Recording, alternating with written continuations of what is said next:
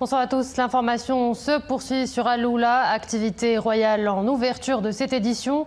Sa Majesté le roi Mohammed VI s'est rendu cet après-midi au centre hospitalier universitaire Mohammed VI de Marrakech, où le souverain s'est enquis de l'état de santé des blessés, victimes du douloureux tremblement de terre survenu le vendredi dernier et qui a occasionné d'importantes pertes humaines et matérielles dans plusieurs régions du royaume.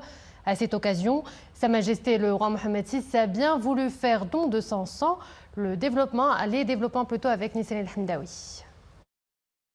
Au centre hospitalier universitaire Mohammed VI de Marrakech, Sa Majesté le roi a visité le service de réanimation et celui d'hospitalisation des victimes du séisme, où le souverain s'est informé de l'état de santé des personnes blessées, ainsi que des soins qui leur sont prodigués par les équipes médicales mobilisées à la suite de cette catastrophe naturelle.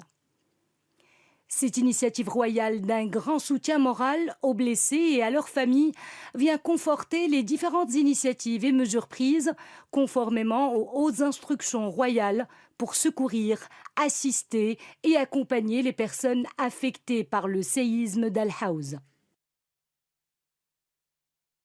Quelques 2171 blessés ont été admis aux différents centres hospitaliers de la région de Marrakech-Safi, dont 484 blessés majeurs et 1570 blessés mineurs. 248 personnes sont encore hospitalisées.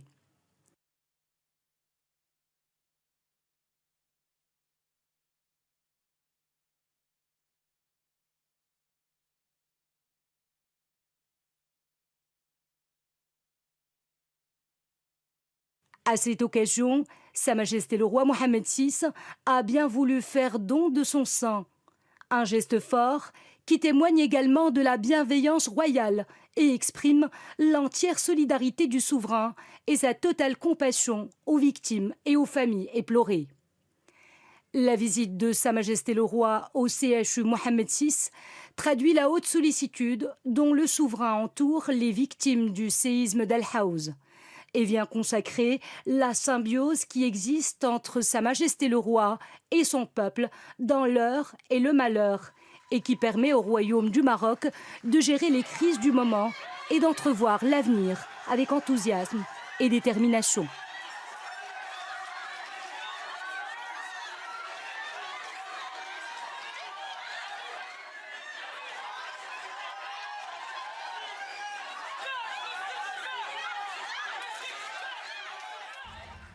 Écoutons à ce propos le ministre de la Santé et de la Protection sociale.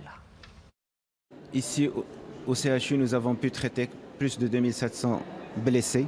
Nous avons des blessés majeurs, des blessés qui sont en situation critique et d'autres blessés qui sont mineurs avec de simples lésions. En tout et pour tout, nous avons pu, à l'échelle nationale, prendre en charge plus de 4800 victimes. Sur les 4800 victimes, aujourd'hui, il y en a seulement 75 qui sont en réanimation, ce qui représente quand même une proportion seulement de 2%. Tous les Marocains étaient solidaires dans ce séisme-là, que ce soit d'abord par l'assistance de proximité ou par le don de sang, puisque aujourd'hui, il y a eu quand même une grande solidarité dans le don de sang. On est arrivé à plus de 26 000 donneurs, c'est-à-dire que nous avons aujourd'hui pratiquement réalisé une réserve de sang qui dépasse les 15 jours, franchement. Le secteur de la santé a pu mobiliser, bien sûr, grâce aux orientations de Sa Majesté, tout l'arsenal logistique et humain pour subvenir aux besoins, bien sûr, des sinistrés, que ce soit au niveau des zones très proches de l'épicentre, qui étaient des zones qui sont, bien sûr, enclavées, difficilement accessibles, ou bien au niveau, bien sûr, des localités de proximité, notamment au niveau de la région de Tahenna, ou au niveau de la région de Taroudant, et aussi au niveau de la région de Marrakech, notamment à Chichawa, à Mzmez.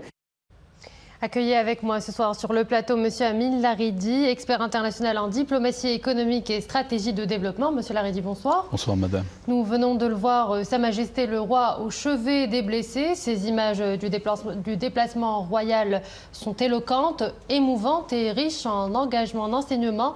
Le souverain apportant du réconfort aux blessés victimes du séisme.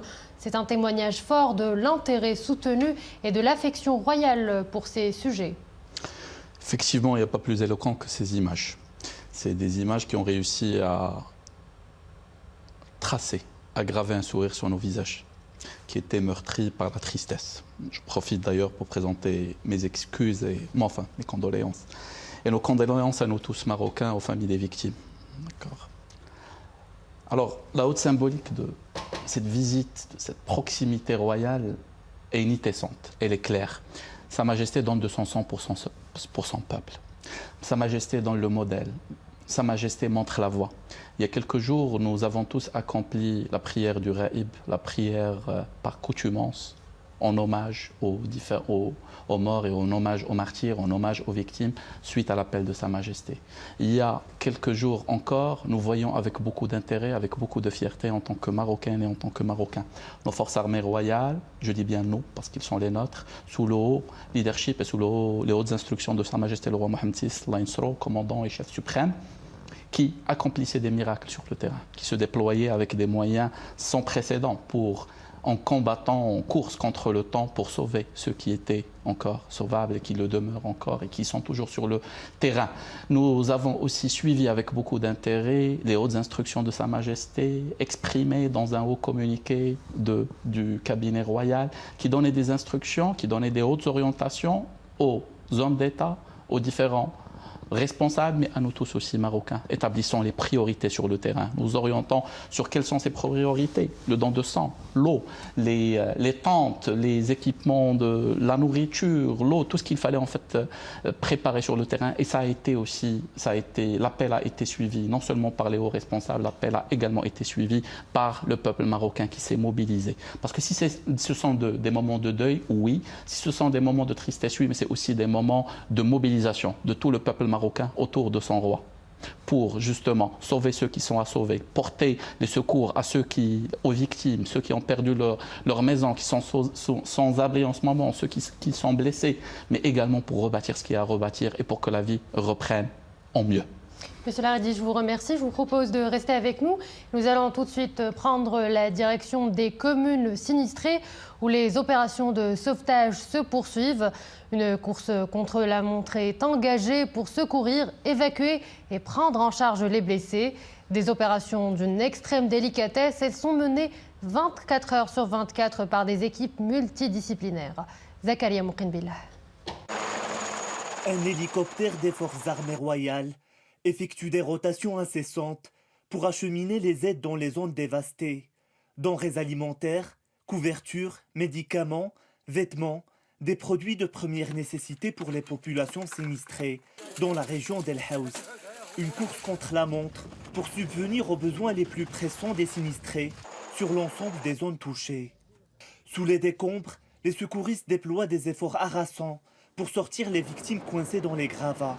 Un travail difficile pour lequel les éléments des phares, de la gendarmerie royale et de la protection civile conjuguent leurs efforts. Des ressources logistiques importantes sont mobilisées pour les opérations de secours. Les blessés sont pris en charge et acheminés par hélicoptère depuis des zones difficiles d'accès jusqu'aux structures hospitalières. Ces hélicoptères de la gendarmerie royale sont déployés en permanence pour secourir les blessés. Une mission compliquée davantage par le relief difficile de l'Atlas. À cela s'ajoutent les éboulements de blocs de pierre sur les routes. C'est le cas de Tizintes par exemple. Les équipes de secours ont recours aux hélicoptères pour accélérer la cadence d'évacuation. Ces familles ayant survécu au séisme ont été évacuées et prises en charge pour les soins.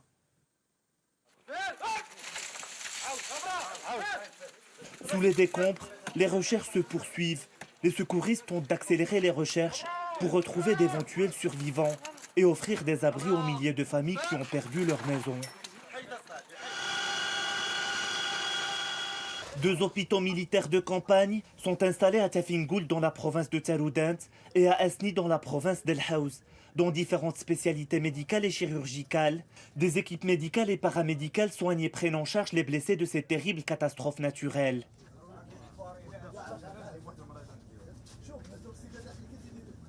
Un travail de secourisme épuisant est fourni par les équipes d'intervention. Les secouristes travaillent en étroite collaboration pour des opérations sécurisées. De jour comme de nuit, ils mènent une course contre la montre pour sauver le maximum de victimes et acheminer les aides aux populations en détresse.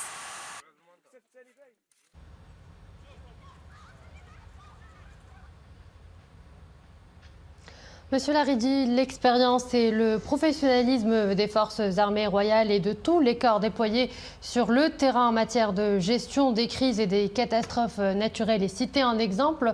Qu'est-ce que cela vous dit?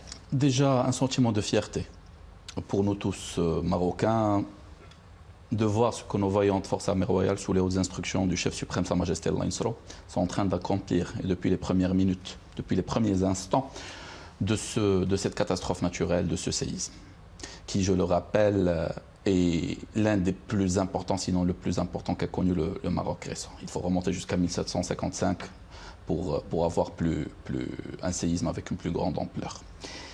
Alors, c'est beaucoup de fierté. Nous avons vu un déploiement de moyens sans précédent, des hélicoptères Chinook de dernière génération pour les régions les plus difficiles. Nous avons vu du matériel lourd pour débalayer les routes et pour les dégager, pour faciliter la logistique justement du sauvetage. Nous avons vu également du matériel très sophistiqué, dont on est très fier que notre pays en dispose, à savoir des caméras infrarouges, à savoir des fibres optiques, à savoir des détecteurs de mouvement, des détecteurs de sang. Nous avons vu avant tout cela des femmes et des hommes travailler sur le terrain, avec de la hargne, avec du patriotisme, avec de l'amour pour le pays. Des gens qui ont été très formés au plus haut niveau, avec une reconnaissance internationale. Je rappelle le communiqué de la MAP aujourd'hui même, qui reprend la déclaration du coordinateur des forces espagnoles présentes aussi au Maroc, de secourisme et de support, qui disait qu'ils étaient stupéfaits, ébahis par le professionnalisme d'une part, par le matériel dont disposent nos forces armées royales, nos secouristes marocains, mais avant tout, par leur amour pour leur pays, par leur refus de laisser la relève alors qu'elle était présente sur le terrain, par cette volonté qu'ils ont de travailler avec leurs mains quand les machines n'étaient pas suffisantes, jusqu'au sang, pour sauver ceux qui étaient sous les décombres. Ce que nous sommes en train de voir, c'est une épopée du royaume du Maroc, civils et militaires, unis, dévoués, professionnels, parce qu'il faut beaucoup de management aussi, parce qu'il faut une bonne orientation, parce qu'il faut de la sagesse, et nous en avons, car on a un grand roi, et on a un grand peuple uni autour de lui. Professeur Laridi, je vous remercie. Je vous propose de rester avec nous. Nous allons tout de suite jeter un coup d'œil au bilan actualisé du séisme. Jusqu'à 13h, il fait état de 2901 morts et 5530 blessés. Le nombre de morts s'est élevé à 1643 dans la province d'Al-Haouz, tandis qu'aucun nouveau décès n'a été signalé dans les autres provinces et préfectures concernées. Parmi les personnes décédées, 2884 ont été enterrées. Les autorités publiques poursuivent leurs efforts pour secourir, évacuer et prendre en charge les blessés et débloquer les routes endommagées suite au séisme, tout en mobilisant l'ensemble des moyens nécessaires afin de gérer les répercussions de cette tragédie. Sur haute instruction de Sa Majesté le roi Mohammed VI, c'est dans le cadre de l'effort national pour la mise en place de mesures d'urgence pour pallier l'impact du séisme ayant touché plusieurs régions du royaume. Le fonds spécial numéro 126 pour la gestion des effets du tremblement de terre a été créé. Les dons peuvent se faire auprès des agences des banques commerciales, par virement bancaire, ordinaire ou instantané, par versement en espèces ou par chèque sur le RIB qui s'affiche sur vos écrans.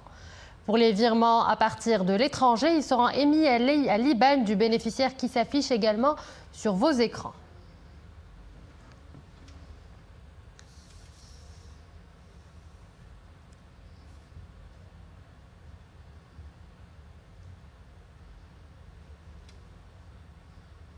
Monsieur Amine Laridi, au lendemain du séisme, Sa Majesté le Roi a donné ses hautes instructions pour l'ouverture de ce compte spécial en vue de collecter les contributions solidaires. Quelle est l'importance de ce fonds en tant que mécanisme solidaire institutionnel? Nous disposons déjà d'un fonds des catastrophes. Ça, tous les Marocains le savent. Mais à situation extraordinaire, mesure extraordinaire. Le compte courant pour les catastrophes, destiné aux incendies, aux inondations, catastrophes, que je qualifierais d'ordinaire. Mais cette catastrophe-là, ce séisme-là de magnitude de 7, est une catastrophe extraordinaire qui nécessite une mobilisation spéciale, un compte spécial, qui durera dans le temps, parce qu'aujourd'hui, la priorité, c'est de sauver des vies. Et le royaume du Maroc, sous le leadership royal, a montré que rien, mais vraiment rien, ne vient en priorité avant les vies des Marocains. On l'a vu avant avec la crise épidémiologique, on le voit aujourd'hui avec le séisme. La vie des Marocains n'a pas de prix. On est prêt à tout donner et à tout faire pour sauver les Marocains. Par la suite, c'est la prise en charge des blessés. C'est tout ce qu'on est en train de voir sur le terrain et dès les premières heures justement de la catastrophe, d'une manière exceptionnelle. Et là, encore une fois, on salue le professionnalisme et l'institutionnalisation des secours au Maroc et la réponse justement aux catastrophes. Il y a eu beaucoup d'entraînements, il y a des organismes spéciaux qui ont été dédiés à cela, c'est ce qu'on voit aujourd'hui sur le terrain. Le fait d'être capable de mettre en place autant de logistique, autant, on le voit en fait en background, autant d'hôpitaux de campagne, de mettre à la disposition aussi bien le secourisme en fait militaire que civil, ça dénote d'un professionnalisme qui est réel, d'un management et de l'existence d'un État qui est puissant, d'un État qui est souverain, d'un État qui est riche d'une expertise de 14 siècles et d'un État qui est moderne sur le terrain et qui dispose de tous les moyens nécessaires. Troisièmement, c'est loger les sans-abri. Quatrièmement, c'est la prise en charge et c'est venu en fait dans les hautes orientations royales et dans le communiqué justement du cabinet royal. C'est prendre en charge les personnes les plus fragiles. Là, on entend automatiquement les orphelins, on entend automatiquement les personnes âgées, on entend ceux qui ont des besoins médicaux spéciaux, on entend ceux aussi qui ont été touchés d'un point de vue psychologique, parce qu'il n'y a pas uniquement que la prise en charge en fait physiologique et médicale. Il y a des blessures qui sont profondes à l'intérieur de l'âme et à l'intérieur du cœur et on en porte toujours. Et l'objectif, en fait, c'est d'avoir un accompagnement par rapport à cela. Mais c'est également aussi le retour, et c'est venu dans le communiqué, encore une fois, du cabinet royal sur le retour des services publics. Et par cela, on entend automatiquement, on entend tout ce qui est Internet, tout ce qui est téléphone, tout ce qui est eau et tout ce qui est électricité. On entend aussi le retour de la prospérité. On entend encore une fois un appel à ce que les acteurs économiques jouent leur rôle dans le présent pour la prise en charge, mais aussi dans le moyen terme. Quand je parle de moyen terme, je parle des mois à venir, je ne parle pas en fait d'années, je parle des mois à venir pour créer de l'emploi qui soit adapté aux régions pour que le monde rural marocain puisse prospérer tout en gardant justement son cachet qui est authentique. Et c'est justement pour avoir cet accompagnement dans l'immédiat, pour canaliser tous les efforts, pour que tout investissement, parce que c'est un investissement dans notre pays qu'on est en train d'avoir, tout dirham qu'on donne de solidarité est un investissement dans le futur de notre pays. C'est un devoir qu'on se doit tous d'avoir. Cet investissement-là se doit de partir là où il faut et se doit d'avoir le meilleur retour sur investissement. Et le meilleur retour, c'est la prise en charge au présent et c'est la prospérité dans un futur qui est proche. Sylla Ridi, parlons à présent de l'étape de reconstruction des zones dévastées par le séisme. C'est un grand défi qui requiert aussi le même élan de solidarité et surtout de professionnalisme. Alors, vous me voyez, je suis en train de tracer en même temps en vous écoutant. Il y a un triptyque qu'on se doit de prendre en considération, 3 locomotives, d'accord, qui sont essentielles. Il y a une locomotive dédiée aux infrastructures qui se doivent d'être reconstruites. Et là, un appel solennel, certainement qui a été déjà en fait senti par nos ingénieurs marocains, dont une bonne partie sont des paramilitaires, formation de l'école Mohammed des ingénieurs, l'école Hassania et les différentes écoles, l'ENIM, aussi bien publiques que privées, d'accord. Notre pays forme en fait un bon contingent et un grand contingent, aussi bien en qualité qu'en quantité, chaque année en matière d'ingénieurs de génie civil. Ils sont prêts à servir et en techniciens aussi. Ils sont prêts à servir leur pays. On a besoin de créativité en matière d'infrastructure dans la région, parce qu'aujourd'hui, elle est désormais une zone à potentiel sismique, ce qui n'était pas le cas auparavant. Il y a aussi le besoin en fait, de réactualiser la nature en fait, de l'habitat et comment on réalise cet habitat en prenant en considération, encore une fois, le mode de vie du citoyen, parce qu'il ne faut pas détruire cet acquis culturel, mais en même temps en le rendant plus résistant. Donc il y a ce volet-là qui est l'infrastructure. Un deuxième et un troisième volet. Deuxième volet, c'est automatiquement l'habitat. D'accord, on ne peut pas attendre 1 an ou 6 mois en fait pour reloger cette population. Il y a l'hiver qui est proche. Et on parle en toute franchise. Donc automatiquement, il y a des tentes dans l'immédiat, il y a un besoin qui est réel et concret et qui est déjà en fait en train d'être rempli sur le terrain. Il y a déjà un savoir-faire en matière d'habitat préfabriqué et le Maroc a une expertise réelle dans ce sens et aussi bien dans le public que dans le privé qui permet dans quelques jours et dans quelques semaines de reloger la population. Il y a la prise en charge qui est faite par les bâtiments publics appartenant à l'État et qui sont soit non touchés par le séisme ou bien partiellement touchés et facilement remodelables. Là, on parle automatiquement des collectivités locales. On parle uniquement aussi en fait des bâtiments appartenant aux différents services en fait du ministère de l'Intérieur qui sont présents en proximité. On parle également aussi des écoles si elles n'ont pas été détruites et des établissements appartenant au ministère des Habous qui peuvent être réhabilités pour accueillir les populations qui sont touchées. On parle également d'une prise en charge, comme je le disais tout à l'heure, des personnes, des seniors, de nos seniors on n'a pas la tradition de mettre en fait nos seniors dans des maisons de personnes âgées. Il faut penser à un mécanisme intelligent pour les prendre en considération d'exportation, mais en même temps pour garder la spécificité familiale marocaine, pour garder aussi en fait spécificité familiale par rapport aux orphelins. Et quatrièmement, des locomotives économiques. Et on a beaucoup. Notre souverain, Sa Majesté le Roi Abdallah Isra, a toujours donné une importance très particulière au développement dans le monde rural. Il y a des plans réels, il y a des fonds d'investissement qui sont réels, qui existent sur le terrain. Beaucoup de programmes qui ont été implantés avec beaucoup de succès, beaucoup qui sont en cours d'installation. Et je suis certain qu'il y aura de nouveaux qui vont aujourd'hui en fait voir le jour rapidement. Il faut prendre en considération encore une fois la réalité du terrain. Il y a l'expertise qu'on a par rapport à tout ce qui est plantes médicinales. On peut avoir des industries en fait cosmétiques de petite et moyenne taille. Pourquoi je parle d'industrie cosmétique? Parce qu'il y a la capacité d'avoir de la valeur ajoutée. Valeur ajoutée absorbe le coût logistique parce que les régions ont besoin en fait d'investissements logistiques, d'industrie pharmaceutique qui peut être adaptée, d'industrie aussi moderne, programmation, pourquoi pas, intelligence artificielle, etc. Laboratoires existent dans notre pays. Beaucoup exportent ce savoir-là. Pourquoi ne pas les mettre en pleine nature? On a vu ça aux États-Unis, on a vu ça en Chine et dans pas mal de pays où ce genre de laboratoire préfère être en fait en pleine nature. On peut avoir cela. L'hôtellerie, d'accord. Aujourd'hui, beaucoup de propriétaires d'hôtels dans la région qui n'ont pas été touchés proposent en fait d'accueillir justement par solidarité. Il ne faut pas les oublier, il faut rester avec eux, il faut consolider encore une fois en fait cette offre touristique nationale adaptée au rural, mais aussi on a aussi un avantage. Il faut toujours en fait penser, et c'est ce que notre pays a toujours su faire grâce au leadership de Sa Majesté Allah Isra, transformer des menaces en opportunités. Aujourd'hui, le monde entier connaît la région de Haouz, le monde entier connaît la région de Chichewa. D'accord, c'est des brands qui sont installés. Pourquoi ne pas développer? Et c'est une invitation, un tourisme, mais aussi en fait une industrie d'export solidaire, où les gens achètent ces produits parce qu'il y a de la qualité, mais achètent aussi ces produits par solidarité à partir du monde entier pour justement accompagner la prospérité dans ces régions-là. Monsieur Laridi, si vous le permettez, je voudrais qu'on revienne sur les images qu'on a vues en début de journal de l'activité royale, des images à forte charge émotionnelle et surtout symbolique, des images où l'on voyait le souverain se pencher sur les passions. Est-ce que vous pouvez nous en dire plus sur la symbolique de ces images? Écoutez, j'étais tout à l'heure sur le plateau en arabe et ça m'a arraché un sourire qui m'a échappé depuis qu'il nous a échappé. Parce qu'on est un seul peuple, d'accord? On est Jasad Wahid, on a un seul corps. Quand un membre en fait est touché, c'est nous tous qui sommes touchés.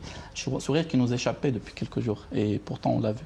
Et ce n'était pas juste mon sourire ou le sourire de ceux qui étaient avec moi au plateau, on le voyait aussi en fait sur la télé, on voyait en fait des gens qui étaient là peut-être depuis 2-3 jours avec très peu de sommeil. Je parle en fait des infirmières et des infirmiers parce qu'on les oublie souvent, des médecins aussi qui font un excellent travail, on les voyait sourire. On les voyait applaudir, ils ont oublié en fait cette fatigue, cette mobilisation, cette énergie en fait qu'ils avaient autour d'eux. On a vu en fait des gens qui étaient en pleine réanimation, mon Dieu, en pleine réanimation, et qui ont oublié qu'ils étaient malades et qui se levaient pour saluer notre souverain qui se penchait pour leur embrasser la tête, pour leur embrasser l'épaule. Et c'est un geste qui n'est pas anodin. Sa Majesté est un grand et tout grand sait valoriser son peuple. Sa Majesté a toujours exercé un leadership de proximité, il connaît son peuple, il est très proche de son peuple, mais aussi un leadership qui est clairvoyant, qui est proche, un leadership de proximité. Quand vous venez et que vous êtes assis dans le front, la symbolique en fait de la maison royale, elle est toujours à prendre dans les détails. Rien n'est fait au hasard. Sa Majesté était au front, n'était pas derrière. Même dans la voiture, quand il est descendu, il était au front. Et là, il était en fait à côté du poste de commandement, il était sur le front. Là, il est parti voir les gens dans un hôpital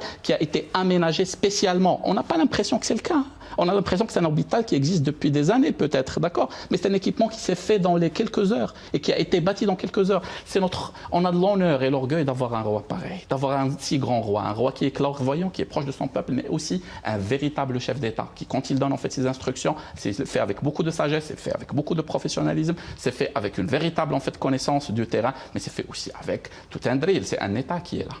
On sent que le Maroc est un grand État, et on l'a toujours su, et c'est au monde qu'on est en train d'exprimer cela. Le Maroc est un grand État, c'est un grand pays qui a fonctionné pendant 72 heures avec les forces armées royales, avec les secouristes à 100% marocains, avec un stock à 100% marocain, ouvert aujourd'hui à la collaboration internationale avec 4 en fait, équipes de secouristes de 4 pays différents qui sont présents, mais on a fonctionné essentiellement avec des compétences marocaines et avec en fait, des équipes marocaines, avec des stocks marocains, on en est très fiers. Quand on voit la mobilisation en fait, du peuple marocain, c'est la foi que le peuple marocain a dans son roi. Je le disais tout à l'heure, quand Sa Majesté a fait l'appel pour la prière, en fait, le Raïb, on est tous partis et la mosquée était aussi pleine qu'une journée du Jumu'ah. Quand Sa Majesté a fait l'appel aux dons de sang, il y a eu en fait les stocks et des records stratégiques qui ont été atteints en quelques heures, mais en quelques journées, en quelques heures. Quand Sa Majesté a indiqué qu'il fallait de l'eau, qu'il fallait des couvertures, vous voyez en fait les images et vous savez en fait ce dont il s'agit et nous avons tous contribué à cela.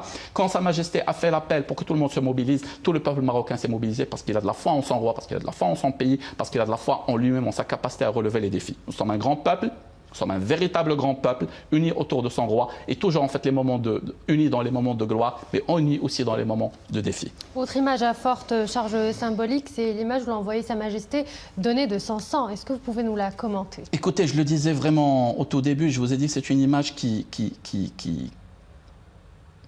a gravé un sourire sur notre visage et qui nous a touchés, parce qu'avant d'être des hommes d'État, des femmes d'État, des experts, on est des Marocains, d'accord? Quand vous voyez Sa Majesté donner de son sang pour les Marocains, ça veut tout dire.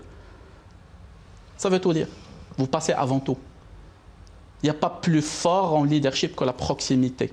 Il n'y a pas plus fort en leadership que le don de soi. Il n'y a pas plus fort en leadership que cette capacité qu'a Sa Majesté, de manière très humble, mais en même temps très forte, très nitessante, très clairvoyante, de servir son peuple. Et c'est son peuple aussi qui aujourd'hui est, depuis toujours et pour toujours, est à son service, au service de cette grande nation qu'est le Royaume du Maroc. Monsieur Hamid Laredi, merci de rester avec nous. Nous reviendrons à vous dans quelques instants.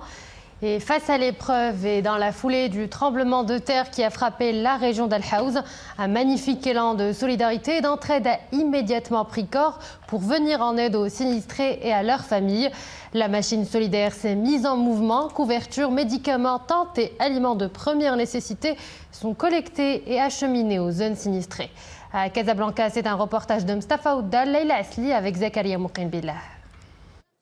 Réunis dès les premières heures de la matinée à Haï Hassani à Casablanca, ces volontaires collectent des aides de première nécessité, produits alimentaires, couvertures, ustensiles de cuisine. Arrivés dans des véhicules chargés à ras-bord, ils ont répondu présents à l'appel d'acteurs associatifs.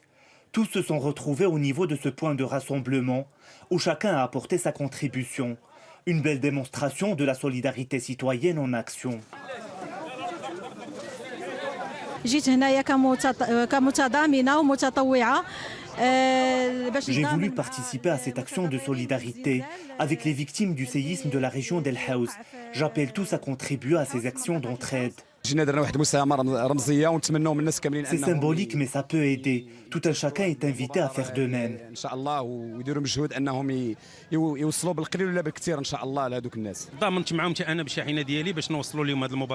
J'ai mis mon camion à disposition pour acheminer les aides. Tous les Marocains doivent donner l'exemple. Un groupe de personnes s'est porté volontaire pour cette action de solidarité, sous forme également de dons financiers. Les citoyens ont vite interagi avec notre initiative sur les réseaux sociaux. Les aides collectées ont dépassé nos attentes. C'est une magnifique démonstration de solidarité et de civisme.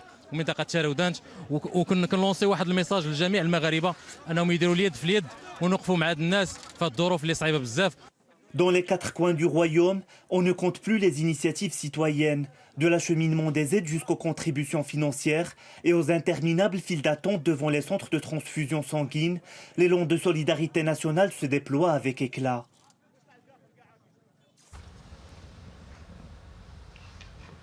Et avec moi sur le plateau ce soir, le Mehdi Ben Abdeljalil, le président de l'association Amal Biladi. Monsieur Abdeljalil, bonsoir. Bonsoir. À l'image de ces acteurs de la société civile, vous aussi, au niveau de votre association, vous vous apprêtez à engager une opération de solidarité. En quoi consiste-t-elle? Alors en fait, c'était pas prévu. C'était pas prévu parce que mon association, théoriquement, travaille sur des projets à long terme, sur le développement rural. On est sur un projet pilote dans le Nord, mais ce week-end, on a perdu 2 personnes très proches. Le frère d'un frère adoptif et le fils de 14 ans d'un ami à moi qui est mort dans une maison dont le toit s'est effondré. Et avant-hier matin, j'ai été sollicité par beaucoup de gens de l'étranger qui m'ont dit « Est-ce que tu vas faire quelque chose ?» Et je me suis concerté avec mon bureau et on a décidé de faire 3 actions dans 2 provinces. La province de Chichawa et la province de Tel Oudant. Les 3 actions, la première c'est d'ici à fin septembre, début octobre, Inch'Allah, convoyer 1500 tentes entièrement équipées. Parce que les gens dorment dehors. Au niveau de Chichawa, c'est plusieurs milliers de foyers qui sont à l'extérieur. Et au niveau de Tel Oudant, dans le Douar Imlil, c'est à peu près 1000 personnes qui sont à l'extérieur aussi. Donc ça, c'est la première action qu'on est en train de faire. On parlera un peu plus tard des soutiens qu'il y a au niveau de l'international de la diaspora. La deuxième action que j'ai souhaité initié à travers notamment mon expérience dans l'accompagnement et le coaching, c'est le soutien psychologique des enfants et des parents. Parce que moi, personnellement, une des choses qui m'a heurté avec ce qui s'est passé, avec cet incident incroyablement tragique, c'est revivre ce que j'avais vécu il y a 11 ans quand on avait fait une opération de solidarité à Elfkou et que j'avais vu ce que le froid causait pour les gens. Donc là, c'est l'émotion du froid démultipliée par plusieurs dizaines de milliers de personnes qui sont parties et surtout des milliers de villages qui sont entièrement dévastés. Et ça, c'est un trauma psychologique énorme pour les enfants, pour les parents qui voient toute leur histoire disparaître devant leurs yeux. Et donc par rapport à ça, on est aujourd'hui en concertation avec plusieurs psychologues marocains et des experts étrangers qui ont l'habitude de gérer des sinistres, des inondations, des tremblements de terre, des guerres. Et j'espère, Inch'Allah, que d'ici 3 semaines ou plus tard, on va pouvoir aller sur le terrain pour Taloudant et pour Chichaoua et essayer de réconforter et d'accompagner pendant quelques semaines un certain nombre d'enfants et de personnes adultes. Tout dépend des moyens qu'on va pouvoir lever par rapport à ça. Et la troisième action qui reflète ce que mon entreprise solidaire, l'Académie rurale d'excellence, initie dans le Nord, c'est l'éco-construction. On n'est pas en mesure malheureusement de pouvoir construire les foyers.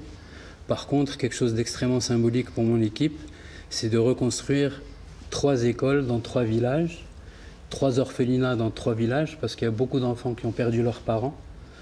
Et là, on est en train de lever des fonds. Mon entreprise va se charger de faire ça sans marger, bien évidemment, avec des architectes et des experts en éco-construction qui vont travailler en pro bono, c'est-à-dire gratuitement.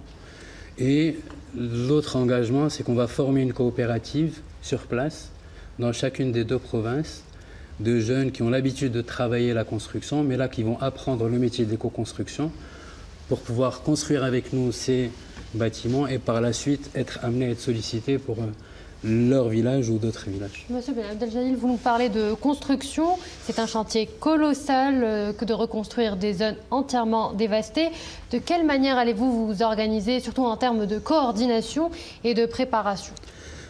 Mon ambition, elle est extrêmement limitée. Je n'ai pas du tout la prétention aujourd'hui, ni l'expertise pour dire ce qui doit être fait au niveau des villages. Par contre, ce que je peux vous dire, c'est au cours de mes 12 années d'expérience de terrain dans plusieurs régions montagneuses et rurales au Maroc, le rêve que j'ai. Moi, le rêve que j'ai, c'est de pouvoir voir un village entièrement fait en éco-construction. Pas forcément ce qu'on appelle en Derija le Benit Tqlidi, mais il y a aujourd'hui des techniques modernes qui permettent de faire des choses avec des constructions qui sont écologiques, respectueuses de l'environnement, qui sont mieux isolées que ce qu'on peut voir aujourd'hui dans certaines constructions entre guillemets modernes, et surtout qui sont construites avec des normes antisismiques. Parce que ce qu'on va faire en exemple et de manière extrêmement symbolique, c'est avec des bureaux d'études, avec des architectes, avec des experts. On veut apporter une petite touche qui va durer dans le temps. Et surtout, on veut aussi donner un signal aux provinces de Taloudant et de Chichaoua que nous sommes disposés à déployer dans leur territoire, ce que nous sommes en train de déployer dans le nord, dans les provinces de Tanger, Laraïch et de Tétouan, Laraïch et Chaouen, pardon, entre mon entreprise, l'Académie rurale d'excellence, et ML Biladi, qui, elle, gère tout ce qui est social dans les villages. L'entreprise développe des projets générateurs de revenus, dont la construction écologique, mais ML Biladi est amené à soulager des soucis dans les villages. Là, c'est l'émotion qui s'exprime. J'ai été sollicité par plusieurs personnes au Maroc et à l'étranger, et on a décidé d'intervenir, et alhamdoulilah, en 48 heures, il y a des choses assez incroyables qui sont en train de se produire ici à l'étranger. Monsieur Ben Abdeljalil, je vous remercie de rester avec nous. Nous allons tout de suite prendre l'avis de Monsieur Laredi quant à la mobilisation de la société civile qui est réputée pour son dynamisme dans les grands et petits combats aux côtés d'autres acteurs civils. Alors, le 3e et le 4e point de toute bonne gestion de crise, et le Maroc gère très bien ces crises, grâce à la haute vision de Sa Majesté, grâce à ses hautes orientations, c'est la mobilisation des acteurs locaux, de tous les stakeholders, de toutes les parties prenantes. Alors, c'est vous, déjà, journalistes, d'accord, parce que le volet média est très important, la souveraineté médiatique, elle est très importante, mais c'est également aussi le volet mobilisation des femmes, des hommes d'État, des différents experts dont on a besoin en fait dans l'immédiat pour sauver des vies, mais aussi pour accueillir et accomplir les sinistrés, pour rebâtir, pour résumer en fait tout ce qui est service public. Je parlais tout à l'heure de l'eau, de l'électricité, etc., du volet infrastructure, mais également aussi pour rebâtir. Dans le très court terme, là on parle des tentes, mais avant les tentes aussi, il y a tout ce qui est matelas, il y a tout ce qui est couverture, parce qu'il faut faire dans l'urgence, mais également aussi, et c'est ça la force du Maroc, et c'est la force aussi des hautes orientations royales, c'est qu'on a la capacité de gérer le présent, mais aussi de gérer le futur proche et lointain. On sait ce qu'on est en train de faire. Et on a une véritable expertise par rapport à cela. Et on a aussi en fait de véritables mécanismes de gestion de crise professionnelle, de la reconnaissance déjà de nous tous Marocains, parce qu'on n'a pas besoin en fait de qui que ce soit par rapport à, pour avoir cette reconnaissance, cette fierté marocaine, mais ça fait toujours plaisir d'avoir une reconnaissance qui est internationale et elle est présente par rapport à notre grande capacité à gérer les crises. Mais le volet dont j'ai envie de parler, c'est aussi cette capacité à mobiliser les acteurs associatifs. On a un tissu associatif professionnel, la preuve en est. D'accord, on a un tissu associatif professionnel qui sait ce qu'il fait, qui est institutionnalisé, qui a une structure légale et qui travaille la main dans la main avec les autorités locales. Et là, j'ai envie de mettre en fait un zoom sur ce point qui est très important. Quand on gère une crise, la première des choses, c'est d'éviter, de toute manière, c'est d'éviter le chaos. Alhamdoulilah, il n'y a jamais eu, il n'y aura jamais eu de chaos dans notre pays. D'accord ? Mais c'est de travailler de manière structurée. Aujourd'hui, on a un élan national qui est réel. Il y a un volet émotionnel, ça va de soi, on est des êtres humains, mais il doit y avoir aussi de la continuité dans l'élan. Et qui dit continuité, dit capacité à production, dit capacité à serviction, dit professionnalisme qui va crescendo, mais dit aussi capacité de créer de la valeur. Parce qu'on parle de 3 à 4 points de PIB quand même. On a cette obligation aujourd'hui de créer de la richesse et de créer de la valeur dans ces régions sinistrées, mais à l'échelle nationale aussi pour accompagner justement l'effort non seulement de reconstruction, mais de ramener la prospérité dans ces régions-là, et tout en respectant en fait aussi leur spécificité, leur acquis culturel, cette diversité culturelle, cette diversité en fait qu'on a par rapport à notre pays. C'est très important, c'est une grande richesse qui est reconnue par la Constitution marocaine.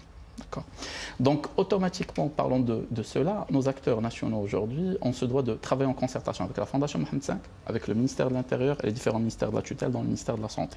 Ils ont une véritable expertise. Mais avant tout cela, ils ont une connaissance du terrain, aussi bien géographique que démographique, qu'économique, que sécuritaire. Et ces 4 éléments sont très fondamentaux. Aujourd'hui, quand on est en train d'envoyer, il faut prendre la peine d'appeler la Fondation Mohamed V, d'appeler le ministère de l'Intérieur, d'appeler le ministère aussi de la Santé, et ils répondent au téléphone. Ils répondent au téléphone et de leur demander quelle est l'urgence immédiate. Quelle sera l'urgence dans les 2-3 jours à venir, dans les semaines à venir. Parce que je rappelle que c'est une crise de premier ordre qui nécessitera un effort déjà pour la tacler, pour y être résilient, d'assez long terme.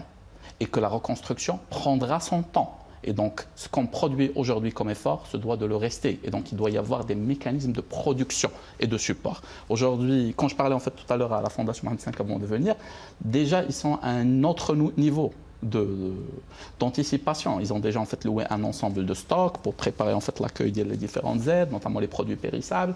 Ils envoient en fait tout ce qui est d'urgence. Je parlais des matelas et des couvertures le plus rapidement possible. Ils savent bifurquer ou aligner en fait tout ce qui est aide médicale vers les différents hôpitaux, etc., qui sont en place, notamment les hôpitaux LADA. Aujourd'hui, ils savent orienter, aiguiller aussi tout ce qui est consommable. Et je rappelle qu'il y a des zones aujourd'hui qui n'ont pas encore la capacité de cuisiner. Donc, il faut penser à ce qu'on est en train d'envoyer. Il faut que ce soit des denrées alimentaires déjà qui peuvent résister à la chaleur et qui peuvent être transportées facilement et qui peuvent être consommées dans l'immédiat. Je parle fromage parce qu'il faut faciliter aussi aux gens qui sont en train de nous voir. Je parle fromage, je parle confiture, je parle en fait de pain sec qui ne va pas ou de biscottes, etc. parce que le pain ordinaire va être détruit, d'huile d'olive et ainsi de suite. On parle aussi d'un besoin en matière de tente. Il y a énormément de choses qui sont en train d'être faites par l'État marocain. Il y a aussi ce besoin d'aiguiller vers ce sens, dans ce sens-là par rapport aux tentes. Mais il y a aussi un besoin d'anticiper. Donc là, quand j'entends ça, je l'ai parlé, ça me parle. On en parlait tout à l'heure en arabe, il faut préparer le terrain par du préfabriqué. Pour remplir un certain besoin dans le très court terme. Mais il y a aussi un besoin de reconstruction qui se fera en fait dans la continuité et il faut être dans la créativité pour que la locomotive économique de la région reprenne de manière intelligente et prospère. Monsieur Ben Abdeljalil, je reviens vers vous. Vous travaillez main dans la main avec la diaspora marocaine à l'étranger. Elle s'engage fortement dans des actions humanitaires à chaque fois que le devoir l'appelle. Qu'est-ce que cela vous inspire ? Alors, avant de parler de la diaspora, je rejoins ce que dit Amine, et c'est ce que je vis depuis 12 ans. Moi, je suis fier de travailler main dans la main avec l'autorité du territoire. J'ai été conseiller de gouverneur à 2 reprises. J'ai été membre provincial d'une commission pour le développement économique. Ça n'a pas duré longtemps parce qu'il y a eu le Covid. Et l'un de mes conseillers au niveau de ML Biladi, au niveau de l'Académie rurale d'excellence, c'est un monsieur que j'embrasse sur la tête parce qu'il a 40 ans de service pour le ministère de l'Intérieur et qu'il a été agent d'autorité pour 15 gouverneurs et un wali. Et aujourd'hui, que ce soit au niveau de Tsaroudant ou de Chichawa, l'une des raisons pour lesquelles on ne s'est pas précipité, nous, là-bas, c'est qu'on sait qu'ils sont en train de faire un travail conséquent d'identification. Et je suis très fier, vraiment, je le dis avec beaucoup d'amour pour mon pays et pour le roi, de savoir qu'on a des gens d'autorité qui font un travail exceptionnel. Et on ne peut pas réfléchir à travailler le développement de notre pays, ou surtout des zones rurales, si on ne le fait pas main dans la main avec les gens qui connaissent le territoire. Ça, c'est un postulat de base. Que ce soit pour l'Areish, Tétouan ou Chaoun, ou aujourd'hui, dans cette situation de crise, pour Chichawa et Tsaroudant, on le fait main dans la main avec les autorités. Ensuite, la diaspora, moi j'ai eu des cadeaux. J'ai mon cousin Fed qui est à San Diego, qui a lancé une opération de collecte de fonds et qui m'a dit qu'est-ce qu'on peut faire pour ML Biladi. J'ai un ami, Abdelkader, qui est à Toulouse, qui m'a mis en visio avec un président de plusieurs associations marocains, qui allait parler avec le maire de Toulouse et qui lui a dit, au bout d'un quart d'heure, je vais travailler avec Mehdi Benabchli. On est en train de discuter avec des gens au Canada, à Toronto, à Ottawa, à Montréal. On est en train de discuter avec des gens à New York, en Belgique, en Espagne et bien évidemment au Maroc. Et ça, j'en suis fier parce que dans tous les cas, c'était une piste, entre guillemets, et le terme est presque insultant, mais c'était un support sur lequel on souhaitait compter pour le projet de développement dans le Nord et pour lequel on a eu des choses très intéressantes, notamment par rapport à mon produit culturel solidaire que j'ai lancé pour contribuer au financement du projet de développement dans le Nord. Mais aujourd'hui, à l'instar de tous ces gens-là qui s'impliquent, on a aujourd'hui, alhamdoulilah, des choses importantes qui se font grâce à nos Marocains à l'étranger, qui sont tous en train de pleurer. Et ma cousine qui vit à Nîmes et qui a participé au tremblement de terre Al-Husseima, qui avait fait un travail exceptionnel, Nabila, pardon, elle me dit on est tous en train de pleurer parce qu'on n'est pas avec vous sur place et on est en train de se mobiliser. Et justement, comment est-ce que vous coordonnez avec eux pour mener à bien les missions sur le terrain? Déjà, on les a. Alors, sur le terrain, c'est nous qui allons travailler. Sur le terrain, c'est nous qui allons travailler en concertation avec les autorités des territoires concernés. Pour les tentes, par exemple, c'est les autorités qui vont les dispatcher. On m'a invité à venir sur place et ça va se faire dans quelques semaines. On est en train de préparer les listes des bénéficiaires dans 2 villages qui ont été touchés. Parce que je souhaite, par respect et par devoir vis-à-vis des donateurs, de pouvoir suivre jusqu'au bout ce qui va se faire, pas par problème de confiance, mais par problème de conscience pour moi. On est en train d'orienter les dons pour pouvoir acheter des choses qui ne sont pas périssables, parce qu'effectivement, on ne peut pas envoyer des denrées alimentaires dans des endroits où il n'y a pas de cuisine, il n'y a pas de frigo, il n'y a pas comment les cuisiner. Donc à la rigueur, peut-être qu'on devrait penser à avoir des traiteurs sur place pour pouvoir cuisiner des repas chauds pour les gens qui sont sur place. Mais ça, je ne peux pas le gérer et je n'ai pas envie de le faire. Je n'ai pas la logistique pour le faire, ni l'énergie. Donc nous, on est en train d'orienter maintenant les dons, tentes, sacs de couchage, matelas, couverture, lampes pour pouvoir boire la nuit. Je ne veux pas m'engager sur des vêtements et des chaussures parce que c'est des milliers de personnes et je ne veux pas qu'il y en ait qui aient et d'autres qui n'aient pas. Et c'est pour ça qu'on a décidé de reconstruire école et orphelinat et de ne pas s'engager à plus que ça. C'est déjà un budget de 3 millions de dirhams qu'on est en train de lever pour les 9 établissements.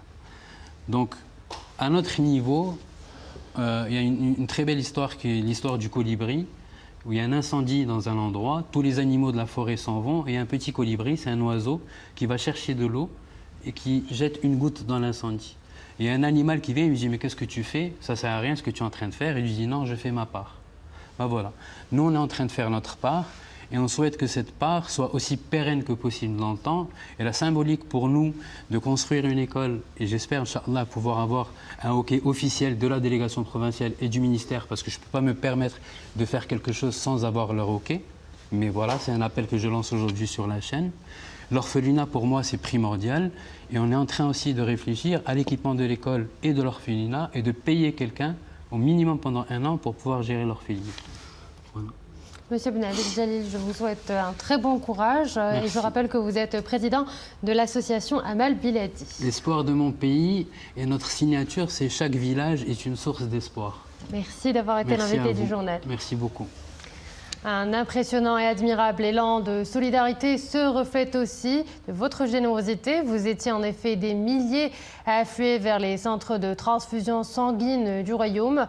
Des files interminables de citoyens de tout âge et des deux sexes se sont formés devant les différents centres de transfusion sanguine pour faire don de sang et renflouer le stock national en cette matière vitale. Plusieurs centres régionaux de transfusion sanguine sont ouverts 7 jours sur 7 pour accueillir les citoyens souhaitant participer à cette initiative humanitaire.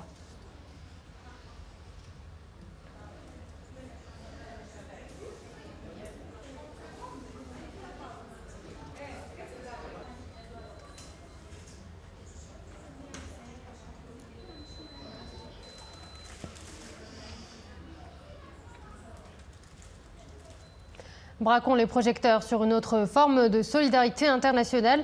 Cette fois-ci, des équipes de secours émiratis se sont déployées dans les zones sinistrées pour contribuer aux efforts de secours menés par leurs collègues marocains et marocaines.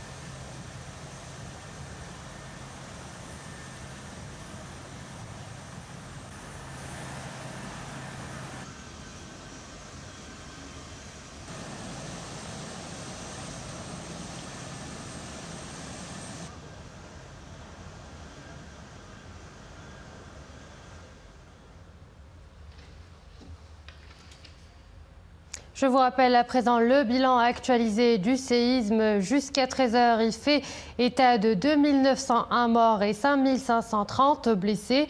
Le nombre des morts s'est élevé à 1643 dans la province d'Al-Haouz, tandis qu'aucun nouveau décès n'a été signalé dans les autres provinces et préfectures concernées. Parmi les personnes décédées, 2884 ont été enterrées. Les autorités publiques poursuivent leurs efforts pour secourir, évacuer et prendre en charge les blessés et débloquer les routes endommagées suite au séisme, tout en mobilisant l'ensemble des moyens nécessaires afin de gérer les répercussions de cette tragédie.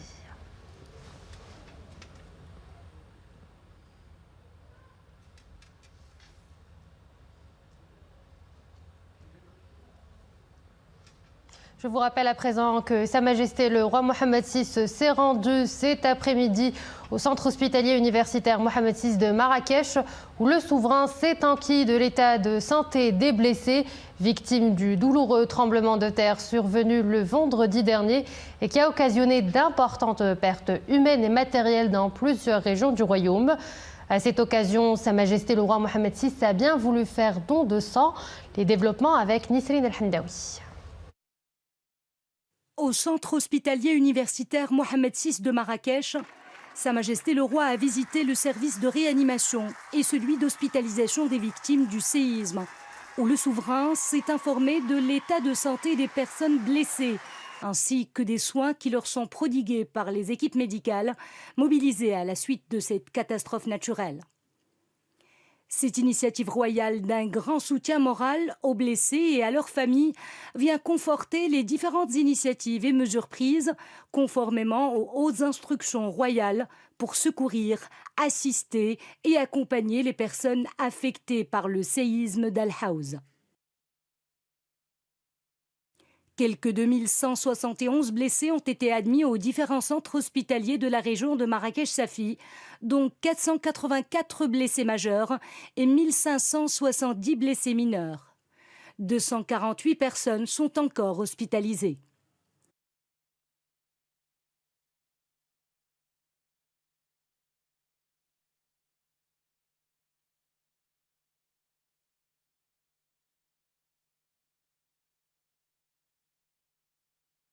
À cette occasion, Sa Majesté le roi Mohammed VI a bien voulu faire don de son sang.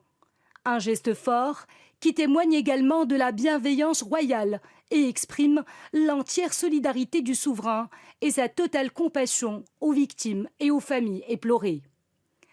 La visite de Sa Majesté le roi au CHU Mohammed VI traduit la haute sollicitude dont le souverain entoure les victimes du séisme d'Al-Haouz et vient consacrer la symbiose qui existe entre Sa Majesté le roi et son peuple dans l'heure et le malheur, et qui permet au royaume du Maroc de gérer les crises du moment et d'entrevoir l'avenir avec enthousiasme et détermination.